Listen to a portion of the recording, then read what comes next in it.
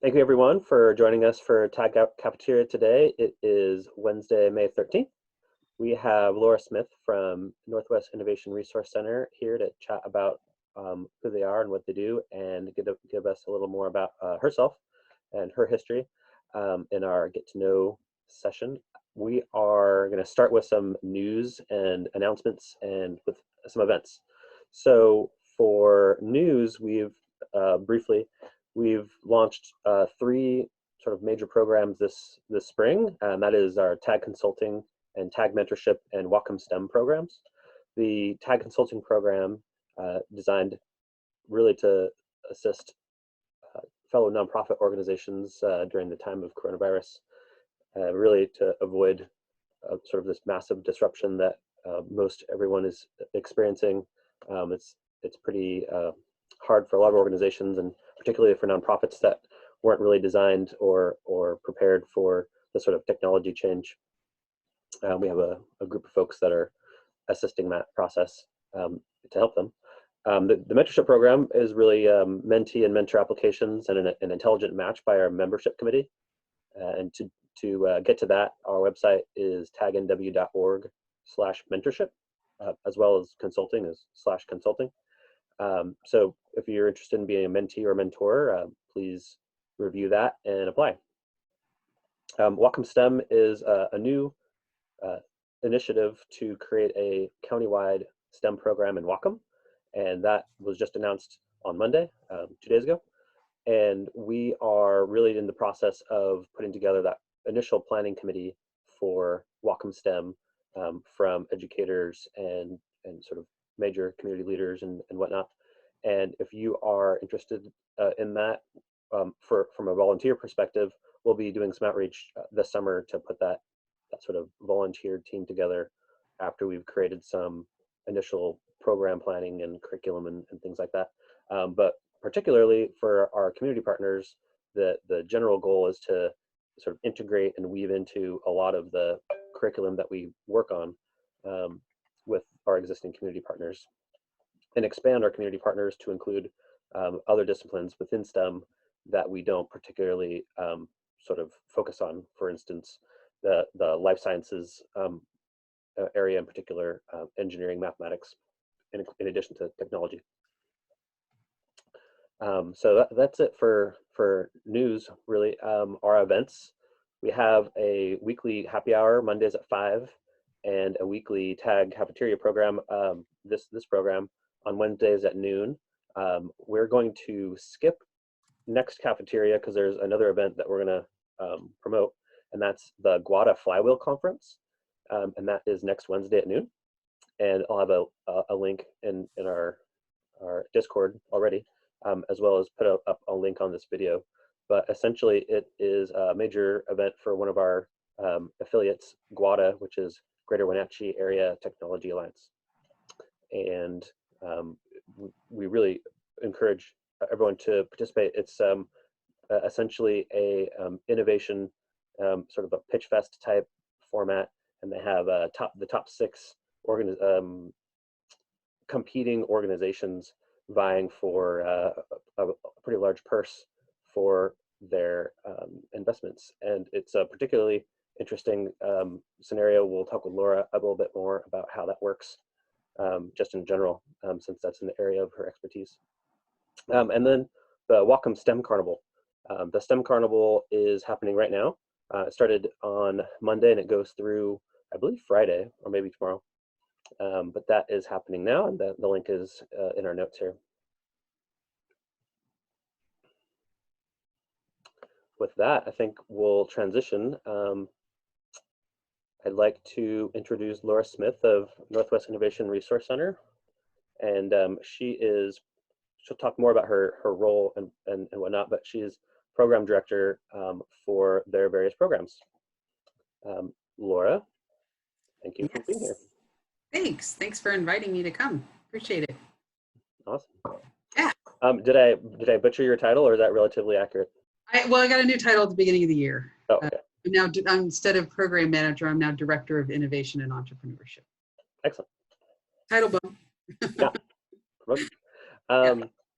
So when we were kind of putting this together, I thought it would be fun to give a general overview of the Northwest Innovation Resource Center for like, new folks, obviously, and then other folks that aren't as familiar, and then kind of transition into more like your personal and professional background and personally, and then we're going to tease the program, the summer program a little bit. I understand that we can't be giving away specifics yet. Yeah. But we'll give away the general things, and I'll prod you to get as close to the line as possible. I'll get there and I'll say no comment if it comes Yes, down. excellent. But yeah, tell us more about NWIRC and what you guys do and Sure. and whatnot. So the Northwest Innovation Resource Center is a 501c3 nonprofit. We've been around since 2011. I have been there since 2013. The work that we do is really to help anybody who's got innovation needs, which can describe a lot of different industries, a lot of different businesses. We tend to focus on the earliest stage startups because they're typically being the most innovative and are the most underserved in terms of getting help for their early stage ideas. But we work with any small business, any entrepreneur. We work with big businesses too, to really help them with their innovation strategies, really identifying how to get them from where they are if they're stuck on something, how to move through the disruption and come through with an innovation strategy to help them, look forward to what it is that they're trying to do, whether it's launch a product to the world, create a new service, whatever it may be. We, as a nonprofit, we don't charge for our services. It's a resource that's out there for anyone who has the need. We just have a pay it forward model that says we want a robust entrepreneurial ecosystem. So help pay it forward by helping others. That's awesome. Kind of operate. Yeah. Do you have, I mean, you guys been around a while. Do you have some good examples that you can share of? We have some on our website. I'm afraid to say we have not updated that recently, but some of the more recent ones that we've been working with, Brio Laundry is a company that we've worked with on and off for years, trying to help Colleen and her expansion and what she's done. Most recently, one of our companies is called Life Door that we've been working with. They invented for those who aren't familiar with it, it's a device that goes on the back of a door, interior door inside your house, to be able to close it in the event of a fire. So it was invented by a firefighter and a friend of his. So they have they've been working on that for a couple of years. I just saw their new video for their Gen 2 devices out. That's pretty cool to see continue to evolve that product line. And then a lot of others that we work with, some of them we can talk, so we can't talk about a lot of them because we do have, confidentiality agreements. But we also work with smaller companies that are trying to do things differently. So, I've highlighted Brio and I've highlighted Life Door are kind of, in different ends of the spectrum in terms of retail to, somebody who's got a technology product. We have people that we've worked with who have apps. AutoCognita is one of them that's been a client of ours for a while. And they actually were an X Prize finalist for the work that they've done on adult literacy. And I'm trying to think of some other really good examples. There's great ones.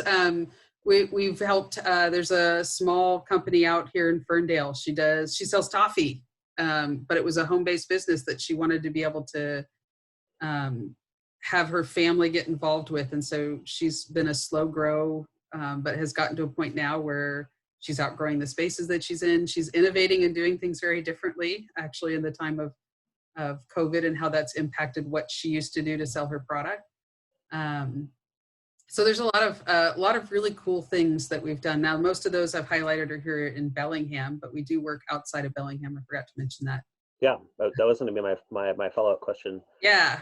So knowing, as I do, sort of how you're structured and where you're most active, share with folks sort of how the organization is is designed, and then where your operations are more currently?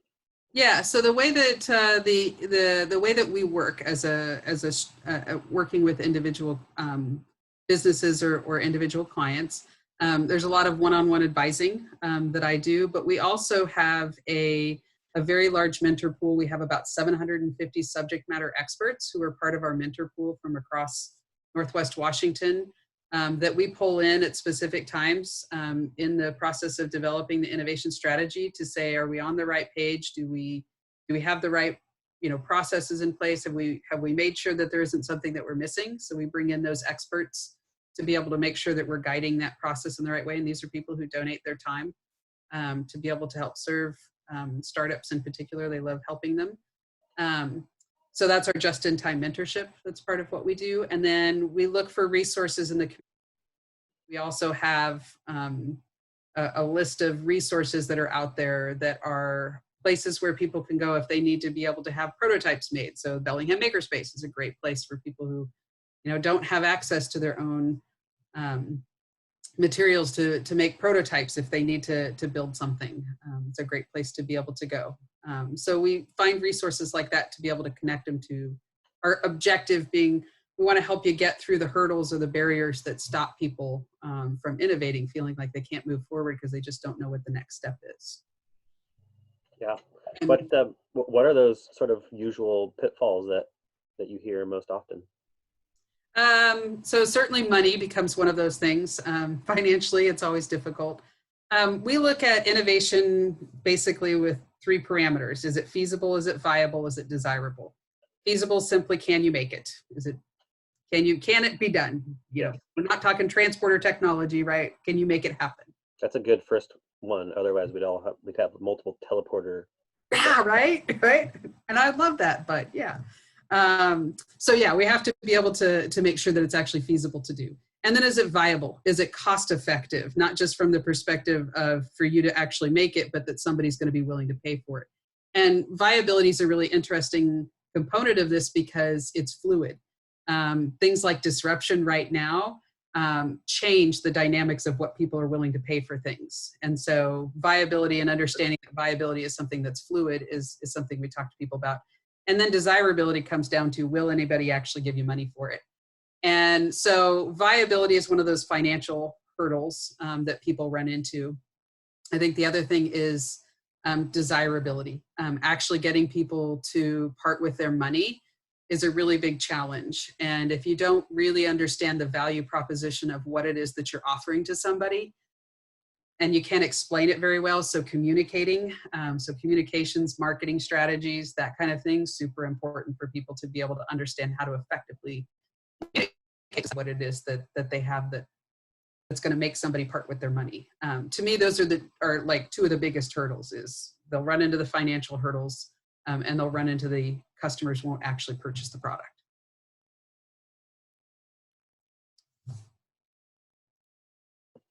I imagine that right now the viable and desirable metrics have been completely upended with coronavirus and sort of everybody changing the way that they work generally, and society has new desirable metrics. What have you seen any sort of immediate changes in some of the projects that you're helping work on, the ones that you can talk about?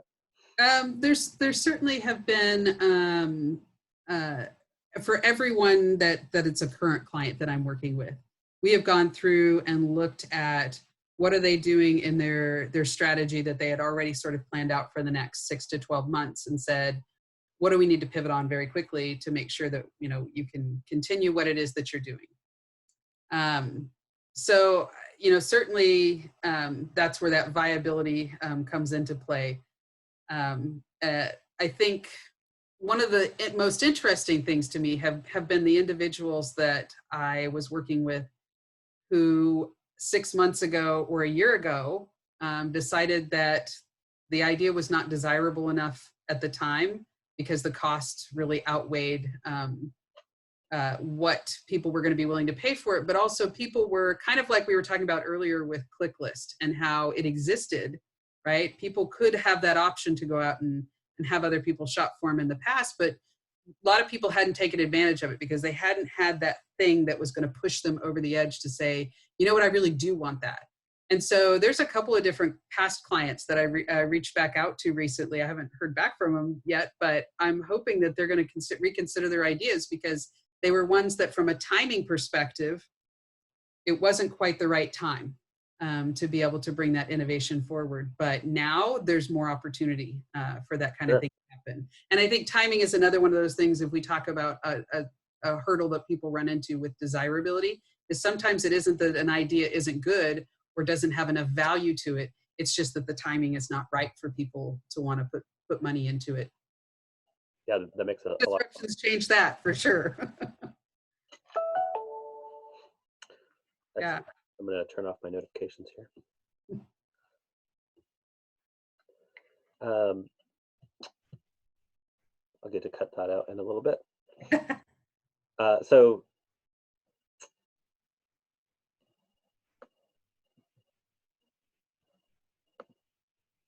okay.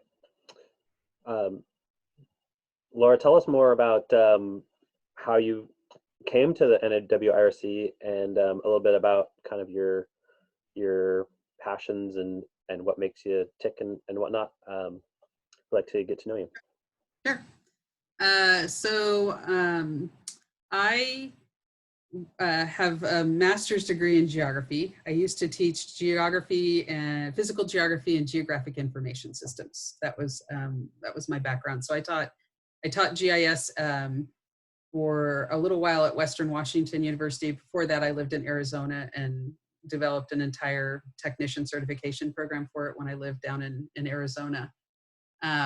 And during the course of that, I actually developed an invention that I decided I was going to take to market. And so in developing that, I wound up eventually quitting my job, produced the product, figured out the manufacturing for it, had it manufactured, made, produced in the United States, sent it out to retailers, did all types of trade shows. Ultimately, in 2010, we were selling internationally. We actually had a lot more international sales than we had domestically. It was a product that had a lot more appeal in Asia and Australia. And then we actually sold it on QVC. It was a bra strap holder for women. Mm-hmm.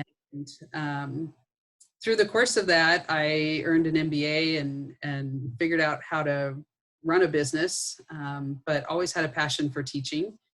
And so I got involved in a consulting organization and used to teach entrepreneurship classes down in Seattle for a while.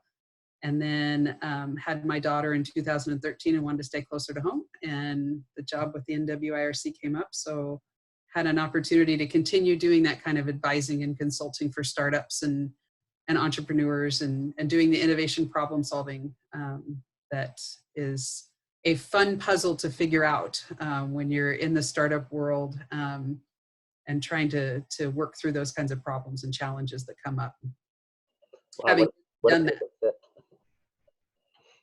Yeah. Awesome. Yeah. And you're in the Bellingham area, right? Yes, I live actually in Ferndale, but yes, stick to Whatcom County most of the time. Even though our organization, we work out of all of the 5 counties of Northwest Washington, Snohomish, basically King County North. And I spend some time in Snohomish County, but for the most part, we have an office in Bellingham. And so I'm between Ferndale and Bellingham, although full-time Ferndale right now. Yes, we're all full-time, makeshift remote offices at the moment.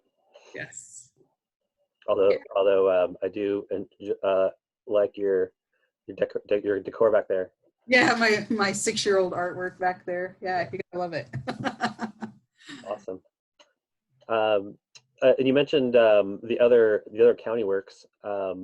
Tell us more about the lab in Everett and how that plays into this. Yeah, so one of the things we did a few years ago, we have a variety of programs that we run that I can talk about as well, that we run to help different groups of either startups or existing businesses. And we launched it last year, the lab at Everett, which is a creative space for innovation is what it really is. It has co-working facilities available. It has individual incubator offices for small companies that are ready to move out of the house, but not quite ready for a large space. So they needed a smaller space to incubate in. And in that same space, we did, we had a small mini maker space that we, just had a few 3D printers and some other things. And then we hosted programs there because a lot of the work that we do as the NWIRC is outreach, educational outreach to help people who are just starting out businesses kind of figuring out what do they need to know. And so we do a lot of those free educational programs that we were running out of the lab at Everett. We've done them in Bellingham in the past, although not for a couple of years now, but doing most of them out of the lab. It's also a place where we have a facility called the Workshop within it, which is where we run design thinking programs. And we do that with either individual businesses or helping groups of entrepreneurs with learning how to use design thinking processes as they're developing their business, using that as the structure for innovation problem solving. Yeah.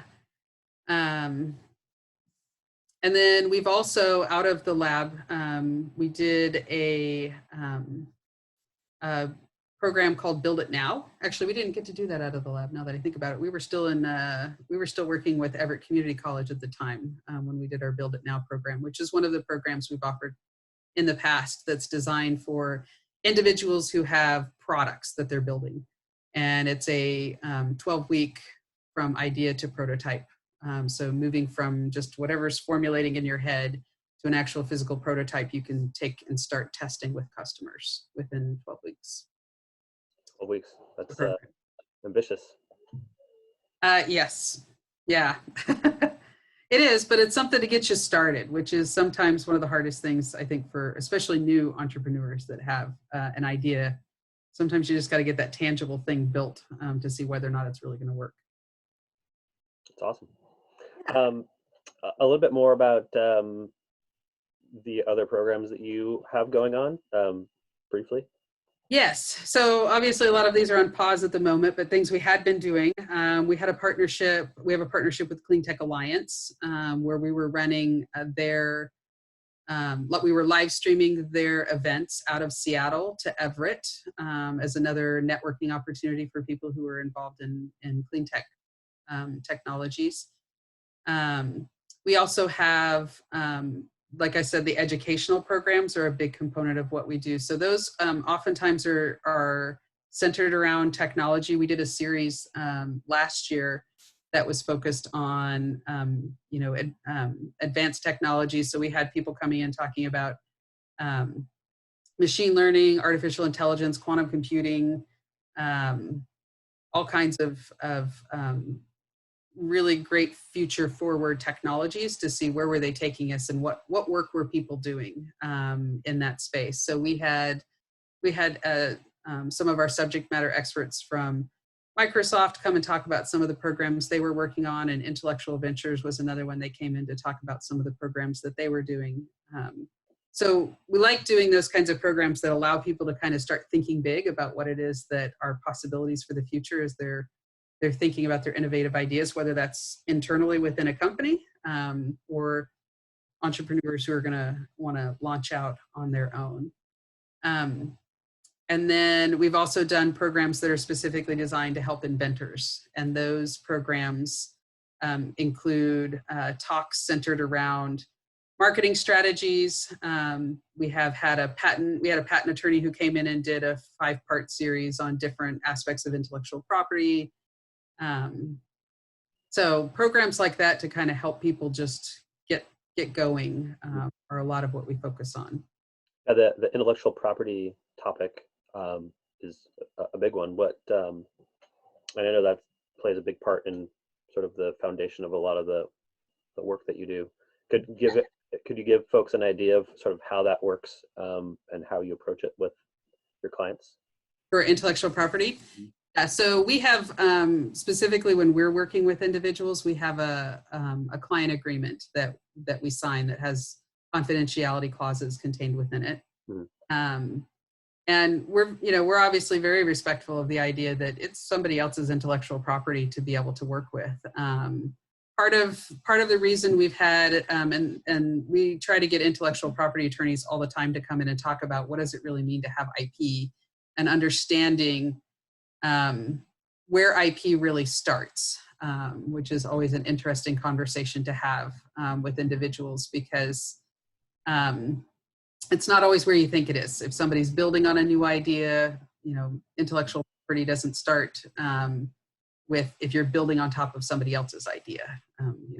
There's lines you have to be able to understand. So we're really respectful of that.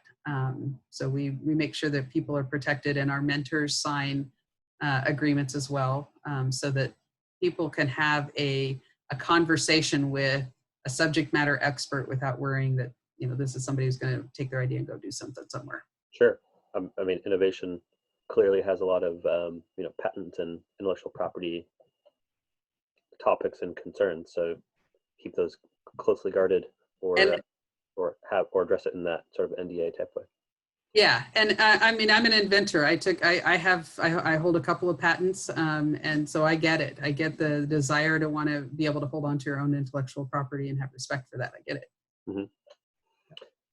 Yeah, so let's transition to the sort of the summer project tease. I pulled out sort of the big idea comment that you had previously. Yes.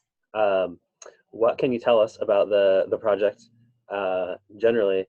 And go.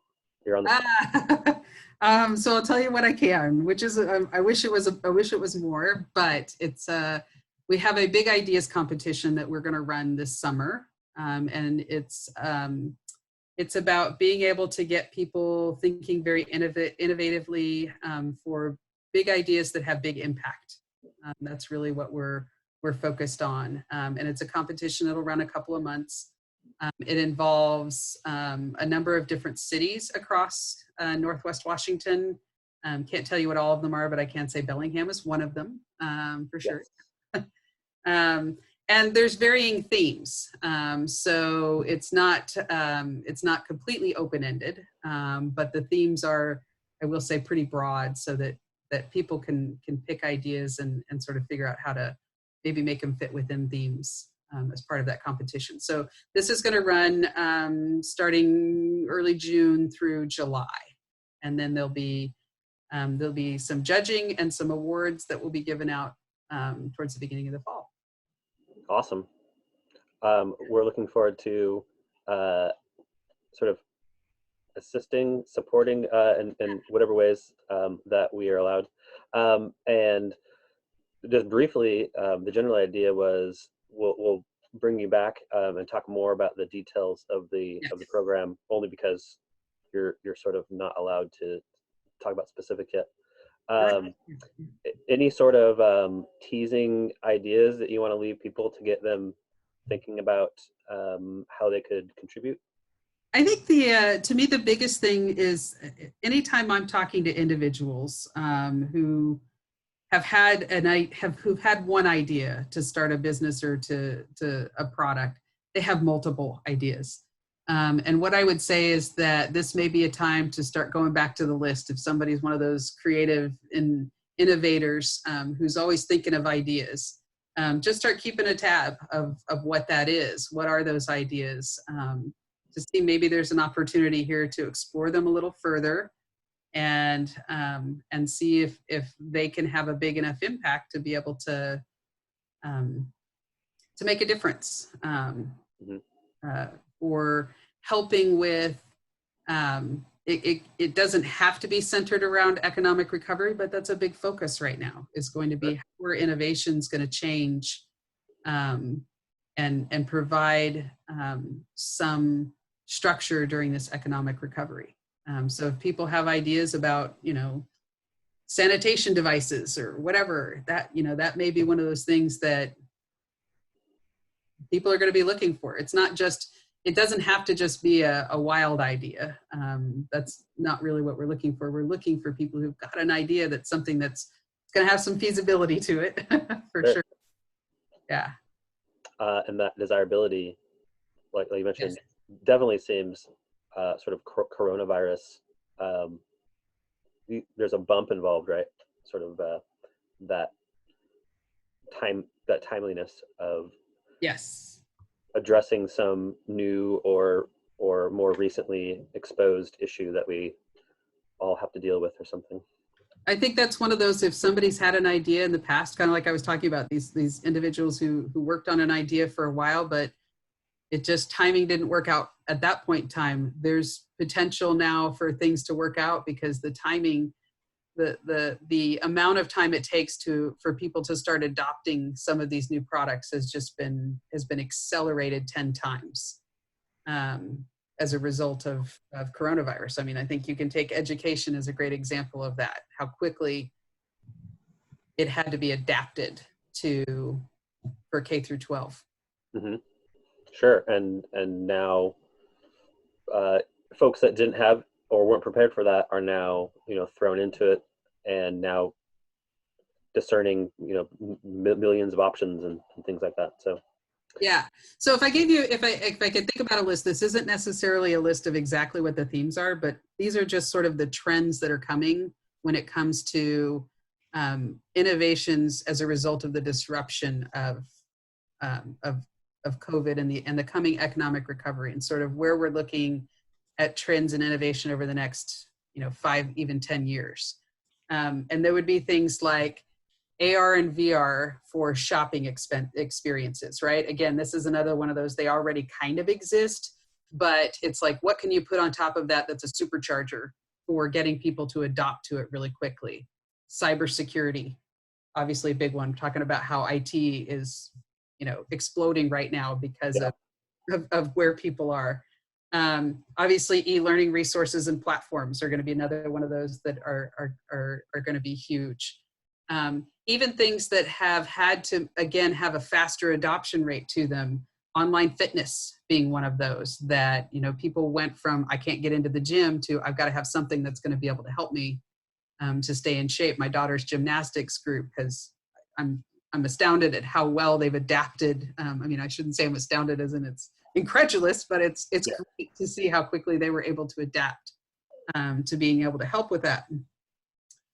Meal services. I mean, again, we were talking about earlier today about Grubhub, Uber Eats, and how meal services are going to have to change. And some of the hiccups and challenges that are happening with those groups right now, that's going to have to get sorted out in the long run for that to be able to make sense. So, what are ideas that people might have for being able to help that happen? mm-hmm. Would be great to be thinking of how that fits in. Awesome. Well, I really look forward to being able to announce more of the details. So we'll for sure bring you back for a sort of a highlight on all those details, and that will be also announced on our website, sharing your news and announcements and whatnot. We appreciate that. Yeah. Excellent. Fantastic. So let's open it up to questions for Laura, and just anything we've covered. It's sort of a free-for-all for those kind of Q&A period. Anybody have anything they want to jump in with questions? I have a few that I'm holding back on. So if folks have something they want to ask, unmute yourself and jump in.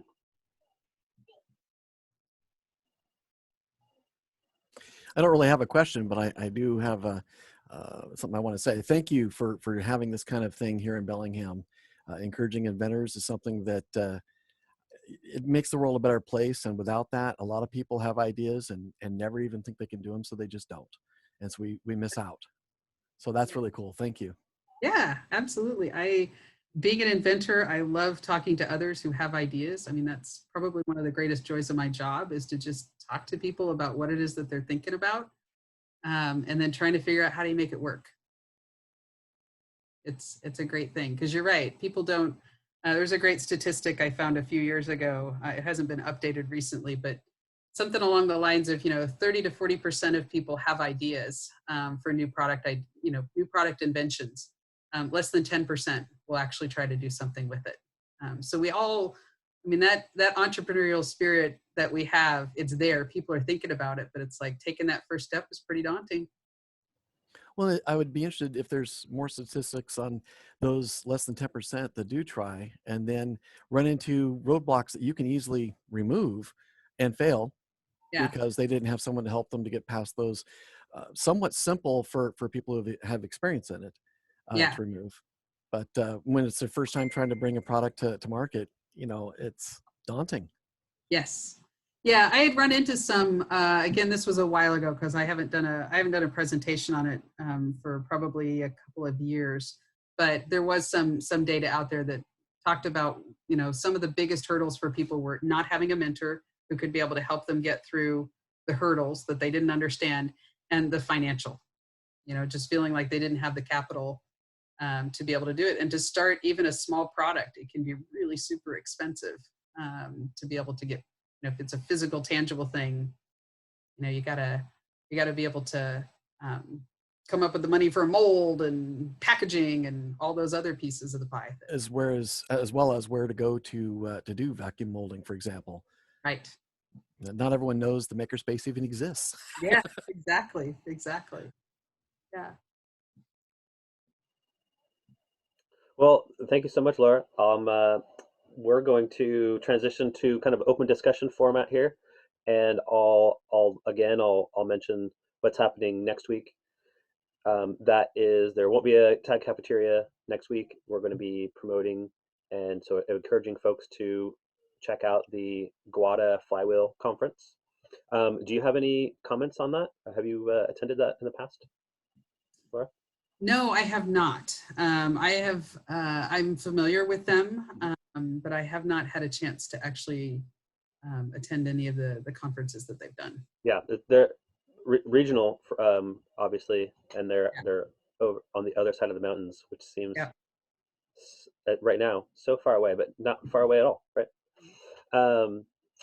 And so that's in the past they've had it's obviously been localized in their area, and in the time of coronavirus they pivoted to a virtual format, and it's also free to attend. So there's it's right in the time, next Wednesday, noon to 1:30, I believe, and that will be essentially the presentations of the top 6 um, competitors for that purse prize, and so it sounds really interesting.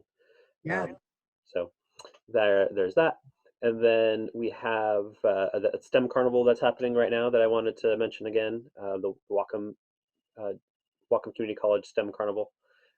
It is Garth shared the link. It's whatcom.edu/virtual STEM Carnival. So if you want to check that out, and then we'll share links around. And there's a live event tomorrow afternoon involved with that too, if you want to check that out. And that's basically it. So thank you again, Lara, from Northwest Innovation Resource Center, giving us a peek into what you do personally and professionally, and an overview of Northwest Innovation Resource Center. Thank you. I appreciate it, and I look forward to coming back soon and being able to share more. Awesome. We look forward to that as well, especially since I know so much about it. I know. Fantastic. All right, so we're gonna cut it here and do just open discussion for a bit. One moment.